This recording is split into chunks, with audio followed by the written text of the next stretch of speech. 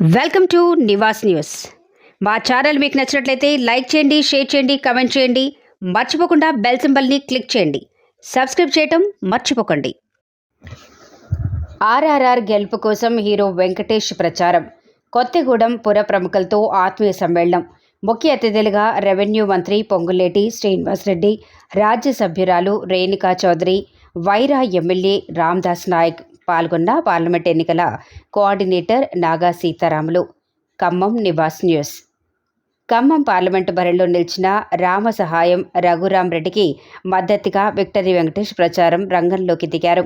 మంగళవారం సాయంత్రం కొత్తగూడెం క్లబ్లో పుర ప్రముఖులతో ఏర్పాటు చేసిన ఆత్మీయ సమ్మేళనంలో పాల్గొని రామసహాయం రఘురాం రెడ్డికి ఓటు వేయాలని పిలుపునిచ్చారు. ఈ కార్యక్రమానికి ZP chairman Kancharla Chandrasekhara Rao, CPI జిల్లా కార్యదర్శి షబీర్ పాషా, సిపిఎం జిల్లా కార్యదర్శి అన్నవరపు కనకయ్య, టీజేఎస్ మల్లెల రామ్నాథం, కాంగ్రెస్ నాయకులు తుళ్లూరి బ్రహ్మయ్య, మువ్వ విజయబాబు, శంకర్ నాయక్, తోటా దేవి ప్రసన్న, కోనేరు చిన్ని, ఆళ్ల మురళి, నాగేంద్ర, త్రివేది, ఊకంటి గోపాలరావు తదితరులు పాల్గొన్నారు.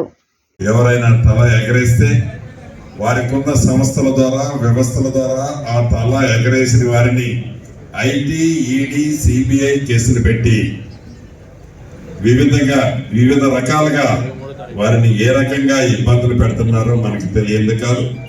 వీటన్నిటికీ పులి స్టాప్ పెట్టాలి అంటే సెక్యులర్ పార్టీ అయిన ఇండియా కూటమిలో ఉన్న కాంగ్రెస్ పార్టీని అధికారంలోకి తీసుకొచ్చి ఆనాడు శ్రీమతి ఇందిరా పార్టీ అని, ఆ బీజేపీ పార్టీకి బి పార్టీ అని ఏం చెప్పారో మీరు ప్రత్యక్షంగా సెంటర్లో ఆయన చెప్పిన దాన్ని మీరు విన్న దాంట్లో ఇండియా కూటమిలో మేము పొత్తు ఉన్నాము కాబట్టి మా పొత్తు